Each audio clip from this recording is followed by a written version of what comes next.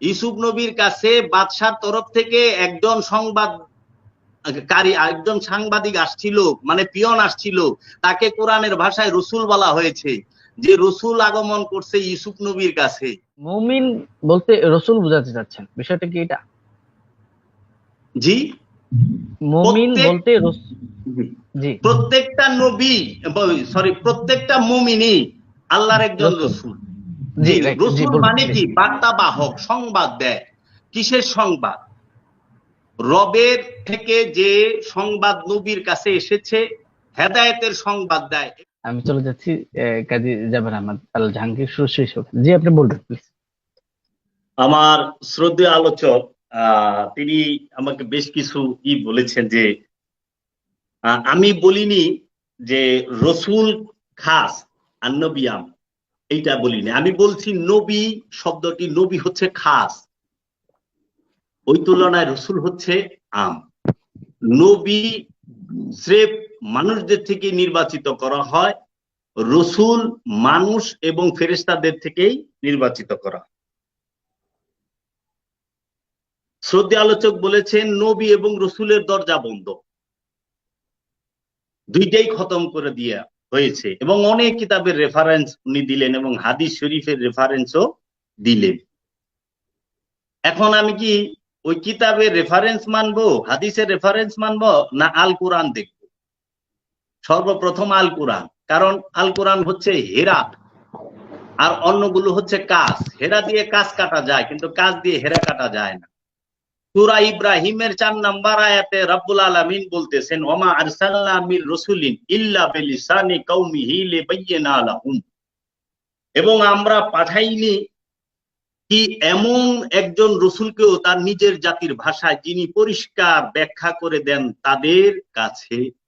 আল্লাহ কি এমন কোন জাতি, আল্লাহ বলতেছে আমি এমন কোন জাতি নাই, এমন কোন ভাষা নাই যেই জাতির নিজস্ব ভাষায় আমি আমার রসুল প্রেরণ না করেছি।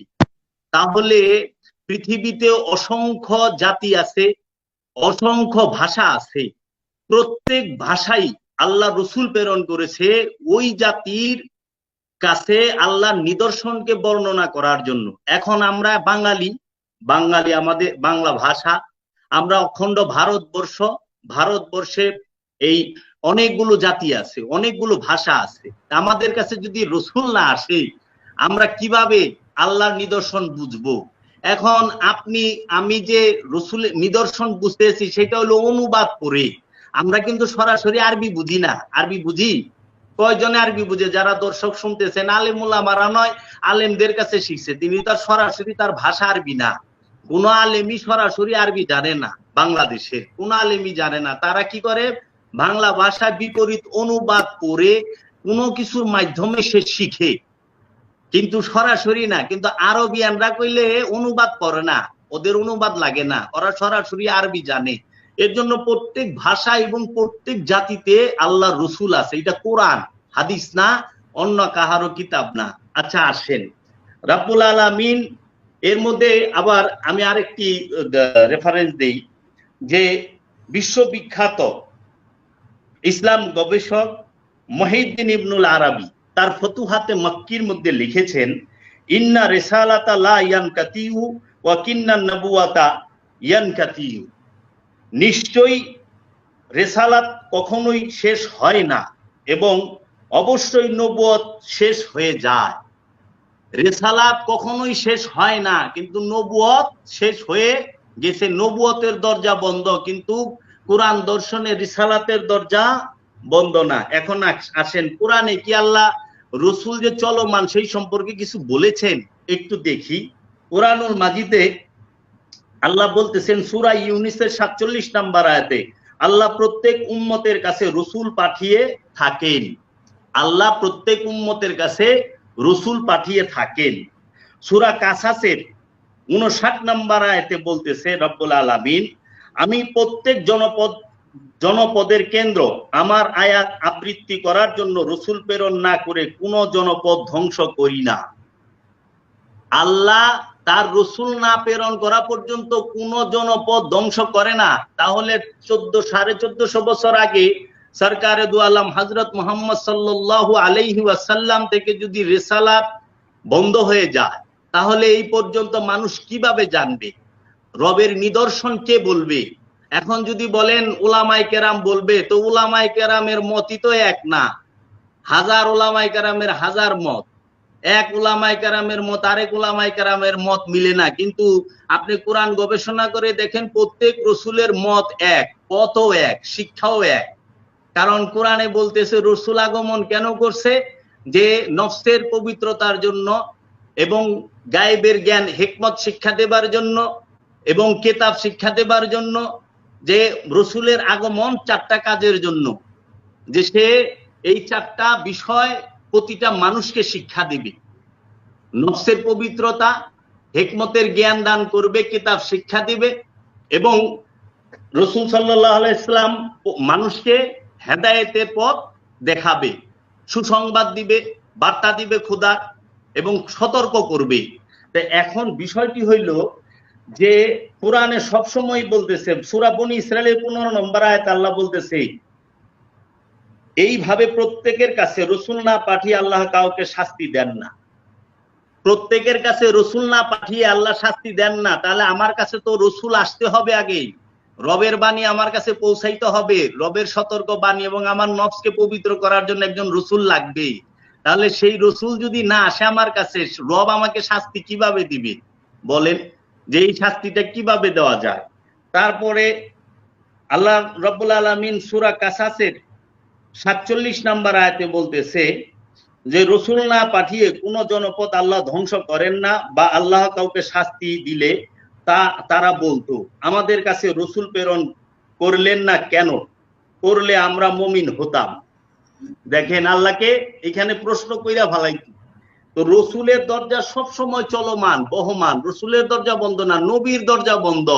নবুয়ত খতম, নবুয়তের দরজা কখনোই চালু নয়, নবুয়তের দরজা বন্ধ। কিন্তু রিসালাতের দরজা কিয়ামত পর্যন্ত চালু থাকবে। কোরআনুল মাজিদটা গবেষণা করেন। তারপরে আসি সূরা আলে ইমরানে আল্লাহ রাব্বুল আলামিন বলতেছেন, মুমিনদের মধ্য থেকে মুমিনদের কাছে রসুল পাঠায় যারা মুমিনদেরকে পবিত্র করে। এখানে মুমিন শব্দটা বলে নাই, বলছে আমানুদেরকে। কারণ মুমিন নিজেই পবিত্র, আমানু পবিত্র থাকে না, আমানু থাকে অপবিত্র। হ্যাঁ, আমানুদেরকে পবিত্র করার জন্যই মুমিন আসে, রসুল আসে। রসুল মুমিনদেরকে পবিত্র করে।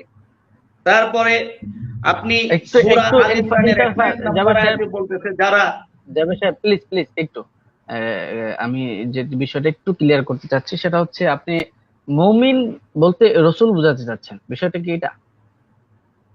জি, মুমিন বলতে জি, প্রত্যেকটা নবী, সরি, প্রত্যেকটা মুমিনই আল্লাহর একজন রসুল। জি, রসুল মানে কি? বার্তা বাহক, সংবাদ দেয়। কিসের সংবাদ? রবের থেকে যে সংবাদ নবীর কাছে এসেছে, হেদায়েতের সংবাদ দেয়। এবং আপনি আশ্চর্য হবেন, বাদশারও কইলে রসুল আছে। কোরআনুল মাজিদে সূরা ইউসুফ পড়বেন, সূরা ইউসুফের 50 নম্বর আয়াতে দেখবেন, এইখানে অনুবাদকরা সত্য অনুবাদ করে না, ওই রসুলরে ফেরেশতা বানায় দিছে। যখন ইউসুফ নবী জেলে, তখন ইউসুফ নবীর কাছে বাদশার তরফ থেকে একজন একজন সাংবাদিক আসছিল, মানে পিয়ন আসছিল, তাকে কোরআনের ভাষায় রসুল বলা হয়েছে, যে রসুল আগমন করছে ইউসুফ নবীর কাছে। হ্যাঁ, এবং আপনি ফেরেশতাদের থেকে যে অনেক রসুল আসছে, সেই প্রমাণগুলো আপনি যদি খেয়াল করেন কোরআনে অসংখ্য পাবেন, অসংখ্য পাবেন। যেরকম সূরা আনকাবুতের 30 নম্বর আয়াতে বলা হয়েছে, ওয়ালাম্মা জাআত রাসূলুনা ইব্রাহিমা বিল বুশরা, এবং যখন আমরা রসুলগণ মানে ফেরেশতা সংবাদ সহ ইব্রাহিমের নিকট আসিল, যখন আমাদের রসুলগণ সংবাদ সহ ইব্রাহিমের নিকট আসিল। তারপরে বলতাছে সূরা হুদের 69 নম্বর আয়াতে বলা হয়েছে, ওয়ালাকাদ জাআত রাসূলুনা ইব্রাহিমা বিল বুশরা, এবং যখন আমাদের রসুলগণ সুসংবাদ সহ ইব্রাহিমের নিকট আসিল, মানে ফেরেশতারা সুসংবাদ নিয়ে আসছে। ফেরেশতাদের থেকে যে রসুল নির্বাচিত হয়, 8টি আয়াত আছে কোরআনে। কুরআনুল মাজিদে 8টা আয়াত আছে যে ফেরেশতাদের থেকে রসুল নির্বাচন করা হয়। যেরকম সূরা হুদের 77 নম্বর আয়াতে বলা হয়েছে ওয়ালাম্মা জাআত রসুলুনা লুতান, এবং যখন আমাদের রসুলগণ মানে ফেরেশতাগণ লুতের নিকট আসিল, ফেরেশতাদেরকেও রসুল বলা হয়েছে। এবং সূরা হুদের 81 নম্বর আয়াতে বলা হয়েছে ক্বালু ইয়া লূত ইন্না রাসূলু রাব্বিকা, ফেরেশতারা বলিল হে লূত নিশ্চয়ই আমরা তোমার প্রতিপালকের রসুল। ফেরেশতারা রসুল হইয়া নবীর কাছে আসে, ফেরেশতারা রসুল হইয়া রবের তরফ থেকে নবীর কাছে আগমন করতেছে, রসুলের কাছে আগমন করতেছে। কারণ লূত রসুলও এবং নবীও, ইব্রাহিম আলাইহিস সালাতু ওয়াস সালাম তিনি রসুলও তিনি নবীও। হ্যাঁ, আবার সূরা মারিয়ামের 19 নম্বর আয়াতে বলা হয়েছে কালা ইন্নামা আনা রাসূলু রাব্বিকে লে আহাবা লাকে গুলামান জাকিয়া, সে বলিল নিশ্চয়ই আমি তোমার রব প্রতিপালক হইতে একজন রসুল, তোমাকে দান করার জন্য পুত পবিত্র এক গোলাম। তাহলে রসুল রূপে ফেরেশতাগণ নবীগণের কাছে আগমন করেছেন, ওলিদের কাছেও আগমন করেছেন। কারণ মা মারিয়াম সে কিন্তু নবী নয়, সে ওলি, সে নবীর মা। মা মারিয়াম আলাইহিস সালাতু ওয়াস সালাম হচ্ছে ওলি। জাবের আল জাহাঙ্গীর।